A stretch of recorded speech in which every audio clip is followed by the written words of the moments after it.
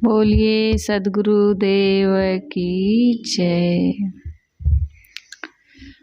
माया ने किसका कल्याण किया?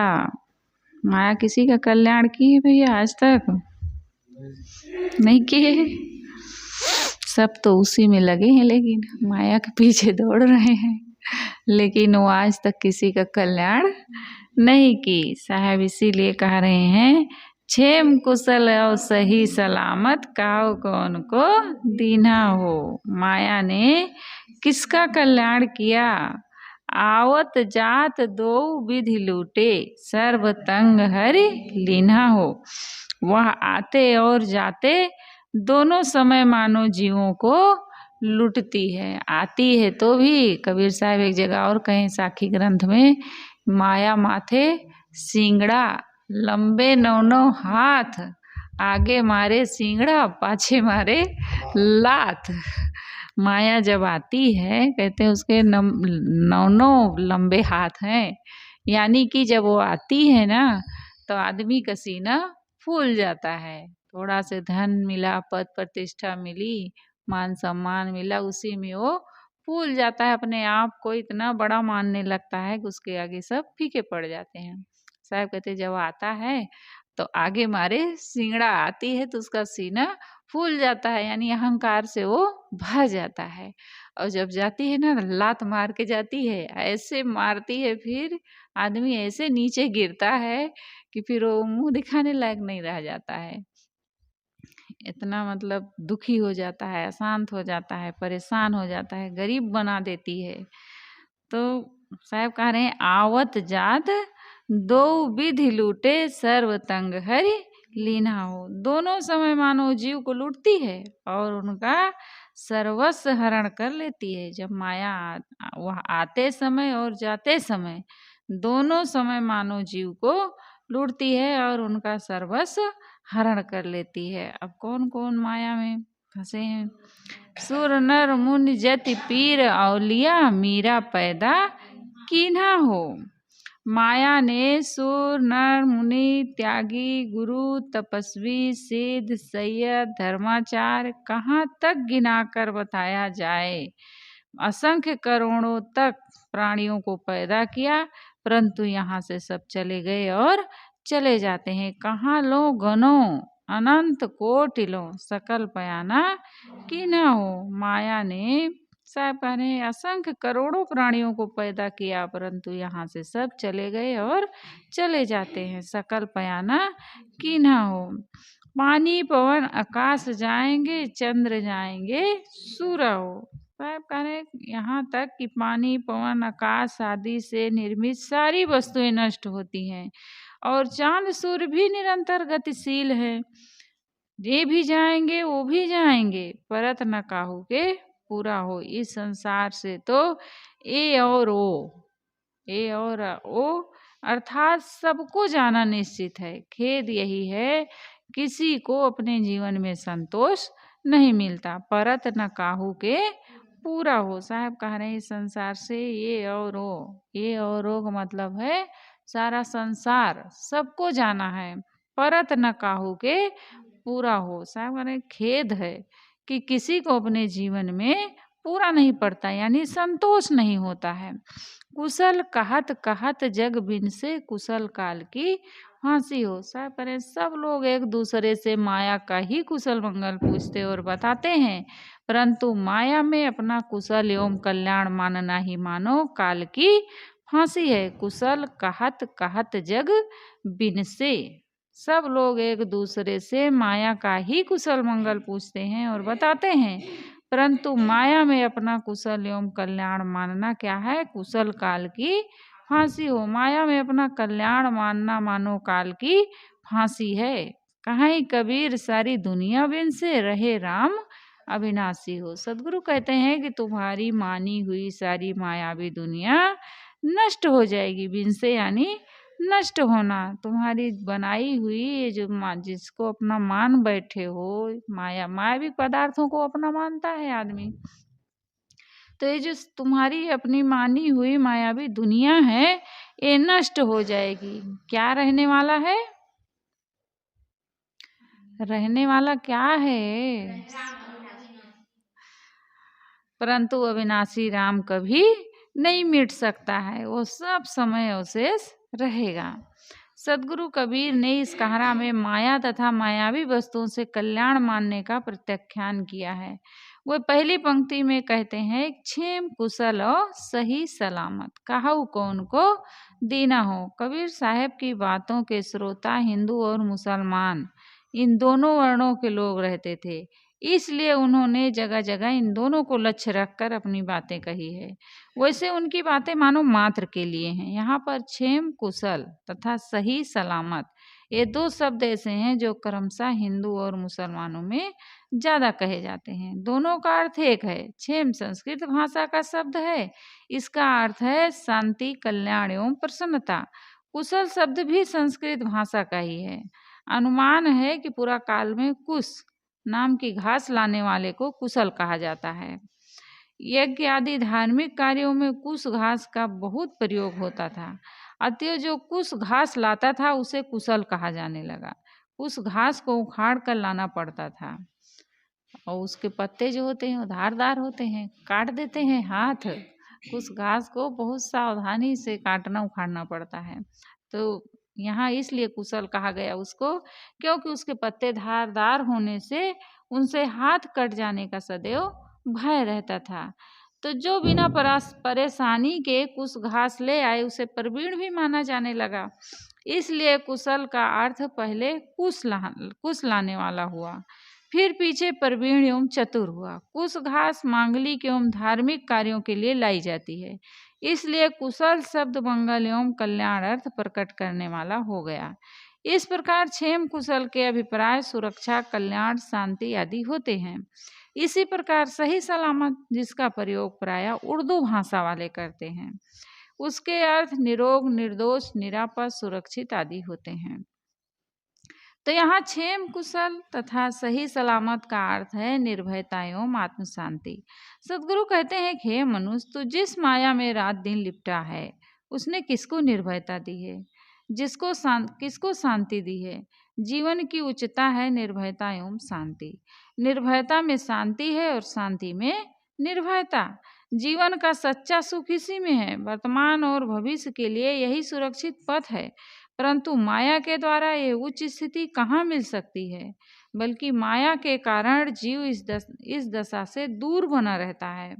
यद्यपि इस पूरे कहरा में माया शब्द का प्रयोग नहीं हुआ है और न उसके पर्यायवाची शब्द का ही, परंतु पूरा कहरा इसी को केंद्र बनाकर कहा गया है। माया का सूक्ष्म और मौलिक स्वरूप है, जो कुछ निजात्म तत्व से भिन्न है उसका मोह। और माया का दूसरा अर्थ है संसार के प्राणी पदार्थ एवं स्थूल जगत। क्या है माया का सूक्ष्म रूप?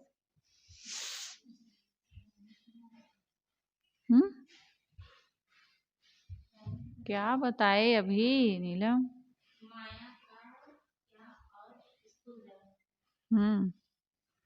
क्या है? वही तो पूछ रही हूँ, तो प्रश्न ही फिर मुझसे पूछ रही हो। क्या है शिल्प्रिया? हाँ, जो कुछ निज आत्मा से भिन्न है उसका मोह। और माया का दूसरा अर्थ है संसार के प्राणी पदार्थ एवं स्थूल जगत। माया का सूक्ष्म स्वरूप मोह ही है। पर्याय वासना, कामना, राग, आसक्ति आदि है।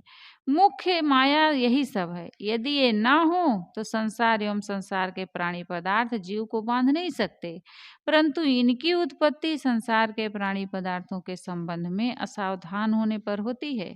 इसलिए प्राणी पदार्थों को भी माया कहा जाता है। आवत जात दो विधि लूटे, सर्व तंग हर लेना हो। माया आती है और जाती है, ये कभी स्थिर नहीं रहती है। यहाँ माया का अर्थ संसार के प्राणी पदार्थ, पद, प्रतिष्ठा है। ये आते हैं तब जीव इनमें विमोहित होकर अहंकार करता है। मन का विमोहन तथा अहंकार मानो जीव का लुट जाना है। और ये जब आते हैं अर्थात प्राणी पदार्थ, पद, प्रतिष्ठा जब छूटते हैं, तब शोक एवं दुख होकर जीव पीड़ित होता है। दुखी होना, पीड़ित होना मानो जीव का लुट जाना है। इसीलिए सदगुरु कबीर ने कहा, हे ज्ञान रंग चेतन, तू कनक कामनी को देखकर विमोहित मत हो।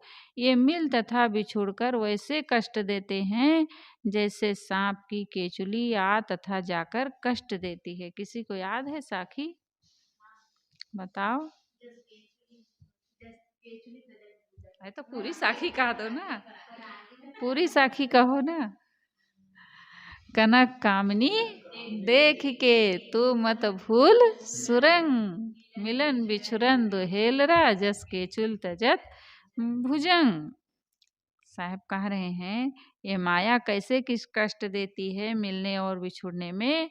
जैसे सांप के ऊपर केचुली जब वो छोड़ता है तब फिर वो कष्ट देती है, क्योंकि उनके जो वो होते हैं शरीर चाम वो एकदम कोमल हो जाता, चलते हैं तो घास वास भी उनको रगड़ती है, गड़ती है शरीर में उनके। तो सांप जैसे सांप की कोचली आ तथा जाकर कष्ट देती है, इस प्रकार है माया आते जाते जीव को केवल लूटती है। माया आकर हर्ष का फुलावा देती है तथा जाकर शोक का बचकाव देती है। इन माया जनित हर शोक के द्वंद्वों में उलझे रहना ही तो जीव का लूट जाना है। ये माया जीव का सर्व तंग छीन लेती है। सर्व का अर्थ सब है, तंग का अर्थ चुस्त तथा कसा हुआ है। यहाँ सर्व तंग का अर्थ है व्यवस्था। तात्पर्य है कि माया जीव की सारी शांति व्यवस्था ही छीन लेती है, यही उसका सर्वस्व छीन लेना है। सुर नर मुनि जति पीर औलिया, मीरा पैदा कीन्हा हो। कहाँ लो गनो अनंत कोटि लो, सकल पयाना कीन्हा हो। साहेब पहले बड़े बड़े लोगों के नाम गिनाते हैं, जैसे सुर नर मुनि यति पीर औलिया मीरा आदि। उसके बाद कहते हैं कि नाम कहाँ तक गिनाए जाएं। माया ने अनंत करोड़ लोगों को पैदा किया है, परंतु संसार से एक एक दिन सब पयान कर चले गए। सबको माया ने पैदा किया है। इस कथन का भाव है कि सबके शरीर वासना तथा भौतिक चीजों से ही बनते हैं। शरीर रचना के सूक्ष्म कारण हो या स्थूल कारण, वो माया ही है। सबका उत्पत्ति कारण माया है। साहब कहते हैं कि जो कुछ पैदा हुआ होता है सब मायामय है और इन सब का विनाश है। फिर इनमें रमने से शांति कहाँ है। पानी पवन आकाश जाएंगे, चंद्र जाएंगे, सूरा हो। पानी पवन आकाश मिट्टी आग आदि तत्व कभी मिटने वाले नहीं हैं। फिर इनको जाने अर्थात मिटने की बात कैसे कही गई, ये प्रश्न हो सकता है। इस कथन का शाब्दिक नहीं किंतु लाक्षणिक अर्थ है कि इन जड़ तत्वों से निर्मित सारे पदार्थ नाशवान हैं। जो कुछ मिट्टी पानी आग हवा आदि तत्वों से बना है वो रहने वाला नहीं है और संसार के सारे निर्माण इन्हीं से हैं। पवन पानी के साथ यहाँ आकाश का भी नाम आया है, परंतु आकाश निष्क्रिय तथा निर्विकार है, इससे कुछ निर्मित नहीं होता। तो इसका क्रिया के रूप में प्रयोग जाएंगे क्यों हुआ है। अन्य तत्वों के लपेट में आकाश का नाम भी ले लिया गया है, परंतु आकाश में कोई विकार नहीं है। हाँ, वस्तुओं के निर्माण में, उसके बीच में या तत्व कणों की संधि में आकाश अपने आप रहता है। यानी कि जो खाली जगह रहती है उनके बीच में तत्वों के, वही आकाश है। आकाश शून्य है, खाली जगह को कहा गया है। अतः वस्तुओं के परिवर्तन में आकाश में परिवर्तन जैसा लगता है, अन्यथा आकाश कोई अणु रूप द्रव्य न होने से उनमें कोई विकार नहीं है। इसके साथ कहा गया चंद्र जाएंगे सूरा हो। चांद और सूरज भी चले जाएंगे। उन्हें डूबने को लिया जाए तो वे मानो नित्य आते जाते ही हैं। वैसे अनादि अनंत पदार्थ हैं, परंतु गतिशील तो सभी भौतिक क्षेत्र में हैं। ये भी जाएंगे वो भी जाएंगे, परत न काहू के पूरा हो। ये भी और वो भी का तात्पर्य है सब लोग। जो कोई संसार में आया है उसे यहाँ से जाना है। न यहाँ रंग करा सकता है और न राजा, परंतु मनुष्यों की असफलता यह है कि उनके मन में संतोष नहीं आता। परत न काहू के पूरा हो, ये बड़ा मार्मिक वचन है। पूरा का अर्थ है संतोष। किसी को संतोष नहीं होता। निर्धन असंतुष्ट है तो धनवान भी असंतुष्ट है, अपढ़ असंतुष्ट है तो विद्वान भी असंतुष्ट है, तिरस्कृत असंतुष्ट है तो सम्मानित असंतुष्ट है, अज्ञानी असंतुष्ट है तथा कथित ज्ञानी असंतुष्ट है, गृहस्थ असंतुष्ट है तो वेशधारी भी असंतुष्ट है। कहाँ तक गिनाया जाए, परत न काहू के पूरा हो। किसी के मन में संतोष नहीं आ रहा है। संतुष्ट वही होता है, कौन होता है? जिसने माया की इच्छा का त्याग कर दिया है।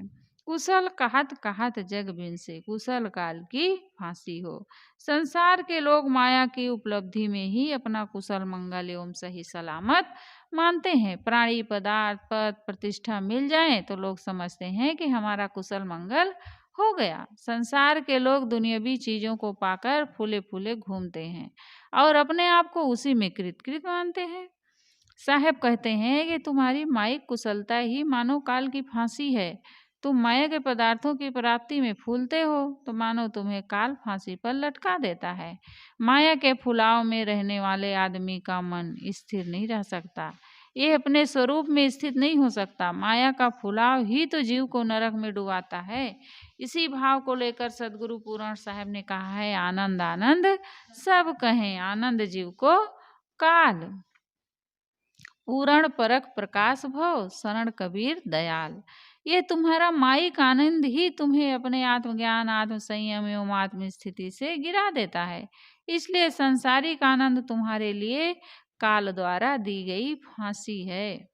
लोग एक दूसरे से मिलते हैं, अभिवादन प्रत्याभिवादन करते हैं और कुशल मंगल पूछते हैं और एक दूसरे से ही कहते हैं कुशल मंगल है, तो क्या कहते हैं? चकाचक है भैया सब चकाचक है।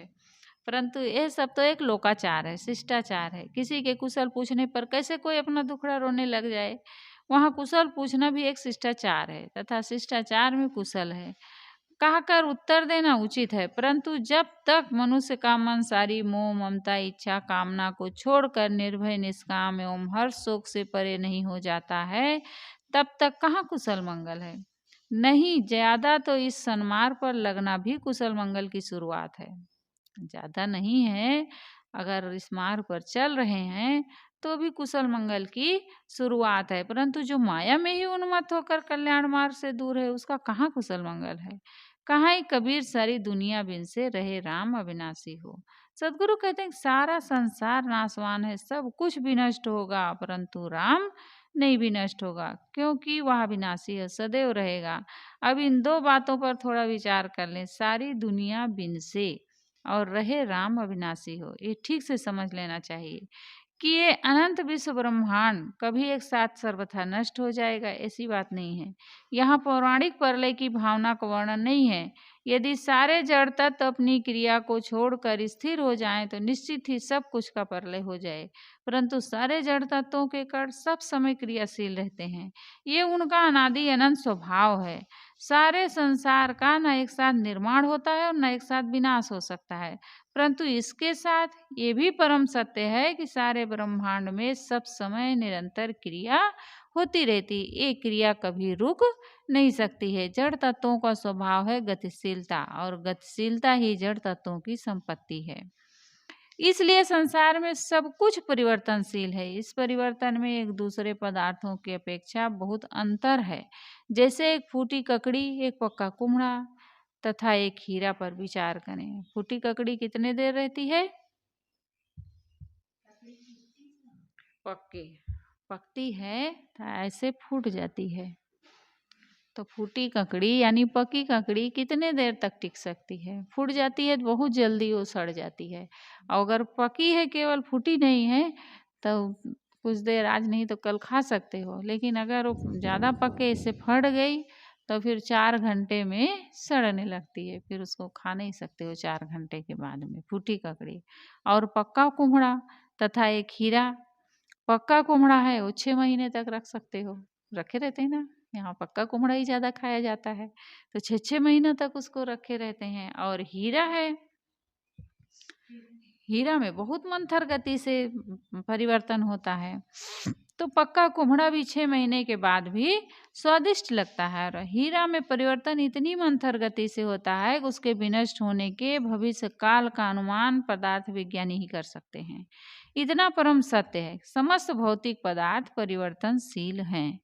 जिस दुनिया में हमारा लगाव है वह व्यक्तिगत है, वह हमारे माने हुए प्राणी पदार्थ पद प्रतिष्ठा आदि का संयोग है, जिससे हमारा ममता जनित संबंध है। सदगुरु कहते हैं कि हे मनुष्य, जो तुम्हारा माना हुआ संसार है वो सब का सब नष्ट होगा, इसलिए उसका मोह छोड़ो और ध्यान दो राम पर, जो कभी नहीं मिटेगा। रहे राम अविनाशी हो, उस राम पर ध्यान दो जो कभी नहीं मिटेगा, क्योंकि वह अविनाशी है।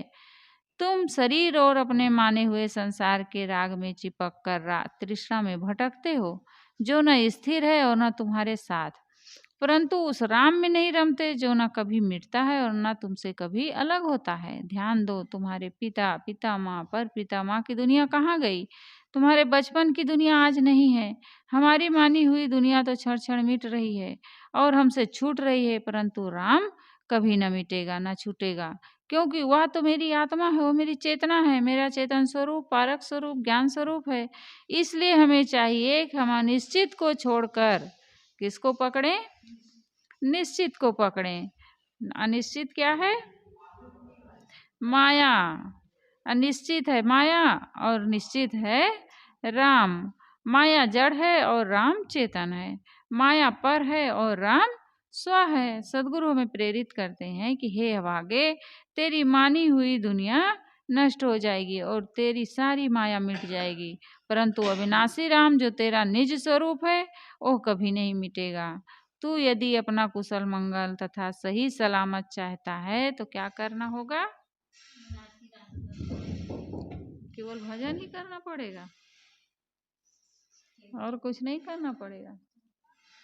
माया मोह को छोड़ना पड़ेगा और आत्मा राम में मगन होना पड़ेगा, अपने स्वरूप का चिंतन करना होगा। तो साहब कह रहे हैं माया मोह को छोड़ो और राम में रमो, इसी में तुम्हारा क्षेम कुशल और सही सलामत है। अगर माया के पकड़े रहोगे तो तुम्हें क्षेम कुशल सही सलामत नहीं है तुम्हारे जीवन में, क्योंकि माया केवल भटकाती है, लोगों को दुख देती है, परेशान करती है। जितना ही हम माया में फंसते जाएंगे उतना ही हमारे जीवन में अशांति बढ़ती जाएगी। इसलिए साहब कह रहे हैं माया मोह को छोड़ करके अपने आत्मा राम में रमण करो। बोलिए सदगुरुदेव की जय। वंदन है गुरुदेव तुम, वंदन है गुरुदेव। काल जा